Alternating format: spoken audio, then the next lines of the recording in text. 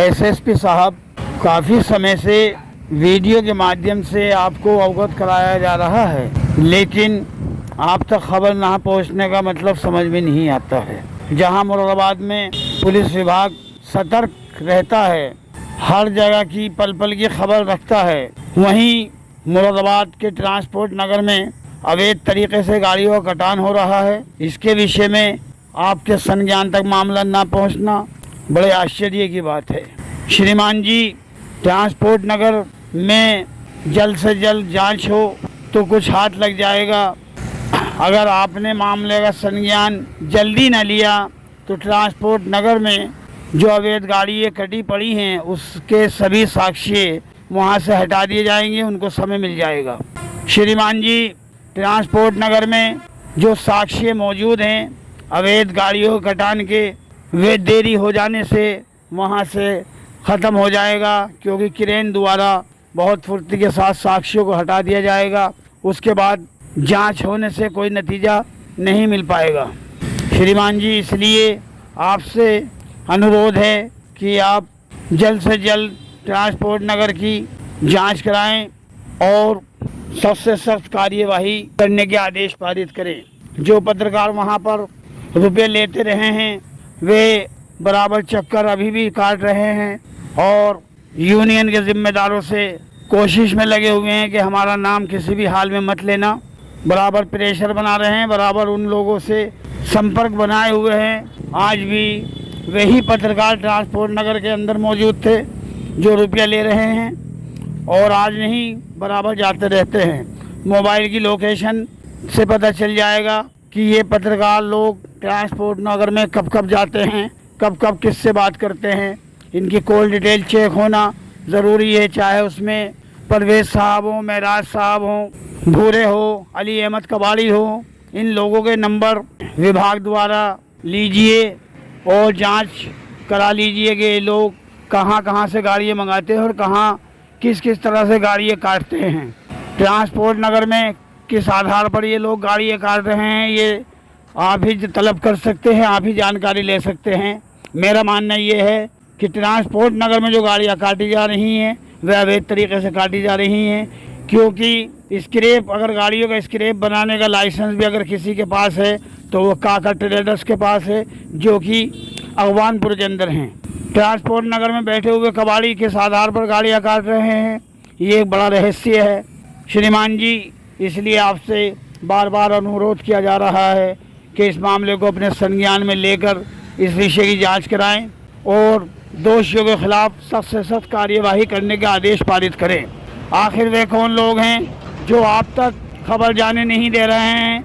जहां मुरादाबाद महानगर, नहीं कहूँगा मैं, मुरादाबाद जनपद के अंदर हर छोटे से छोटे अपराध के ऊपर नज़र बनाए हुए प्रशासन बैठा है और प्रशासन बड़ी मुस्तैदी के साथ अपनी जिम्मेदारियों को निभा रहा है।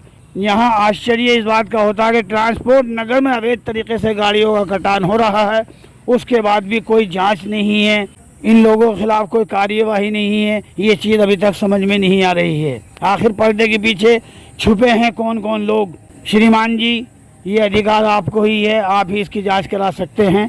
पर्दा उठेगा और दूध का दूध, पानी का पानी हो जाएगा। जहाँ मुरादाबाद पुलिस विभाग द्वारा हर छोटी बड़ी घटना का खुलासा तुरंत हो जाता है, जल्द से जल्द हो जाता है, और हर घटना के बारे में, हर वारदात के बारे में प्रशासन को खबर हो जाती है और खबर मिलने के साथ साथ प्रशासन कार्यवाही करता रहा है। मुरादाबाद प्रशासन हमेशा सतर्क रहता है, लेकिन ट्रांसपोर्ट नगर में अवैध तरीके से गाड़ियों का कटान हो रहा है, इस विषय में कोई जांच नहीं हो रही है। लगता है जो पत्रकार वहां से अवैध वसूली कर रहे हैं उनका कद इतना बड़ा है, उनका वजूद इतना ज़्यादा है कि उनके होते हुए ट्रांसपोर्ट नगर की कोई जांच होने को तैयार नहीं है और ट्रांसपोर्ट नगर का खुलासा होने के लिए तैयार नहीं है। इन रुपए लेने वाले पत्रकारों का वजूद ऐसा लगता है कि बहुत बड़ा वजूद है, और जो गाड़ियों का कटान कर रहे हैं उनका वजूद, उनका मयार, उनकी पावर इतनी है कि प्रशासन तक खबर जाने नहीं दे रहे हैं, प्रशासन तक खबर नहीं जा पा रही है। किस कदर ट्रांसपोर्ट नगर के अवैध गाड़ी के कटान करने वाले लोग किस कदर पावरफुल हैं और इनके ऊपर ऐसे लोगों का साया है कि जो आगे तक खबर जाने नहीं दे रहे हैं। ग्रुप के अंदर खबर डाल के देख ली। एसएसपी साहब मजबूर होकर आज आपकी व्हाट्सएप पर, डीआईजी साहब की व्हाट्सएप पर, थाना मझौला साहब के सीओई नंबर की व्हाट्सएप पर इस आशा उम्मीद के साथ जो ट्रांसपोर्ट नगर में गाड़ी काटी जा रही हैं उसके विषय में लिखा भी है और अवगत कराने का प्रयास किया है। रुपया लेने वाले पत्रकारों के बारे में जांच करा लीजिए कि वे लोग महानगर मुरादाबाद के किस किस इलाके से अवैध वसूली करते हैं और अपना दबदबा बनाए हुए रखते हैं। अफसोस इस बात का होता है श्रीमान जी, चौकी थाने में एक छोटी सी शिकायत दे दी जाए तो कार्यवाही तुरंत हो जाती है, लेकिन मेरे द्वारा ग्रुप में वीडियो डाली गई, ट्रांसपोर्ट नगर की गाड़ी कटती हुई वीडियो डाली गई, एक बार नहीं कई बार डाल दी गई, उसके बाद भी श्रीमान जी आप तक नहीं पहुंच पाती खबर। ये बड़े आश्चर्य की बात है। छोटी से छोटी शिकायत पर कार्यवाही हो जाती है और ट्रांसपोर्ट नगर में इतने बड़े स्तर से गाड़ियों का कटान हो रहा है, ये खबर आप तक नहीं जा पा रही है। आज मजबूर होकर श्रीमान जी इस आशा उम्मीद के साथ बराबर प्रयास कर रहा हूं कि ट्रांसपोर्ट नगर में होने वाले कार्य को आप संज्ञान में लें और कार्यवाही के आदेश पारित करें। श्रीमान जी आप कहेंगे या जो लोग रुपया ले रहे हैं वह कहेंगे या ट्रांसपोर्ट नगर के लोग कहेंगे कि वी के बशीर को तकलीफ़ क्या है? तकलीफ़ मुझे कोई नहीं है।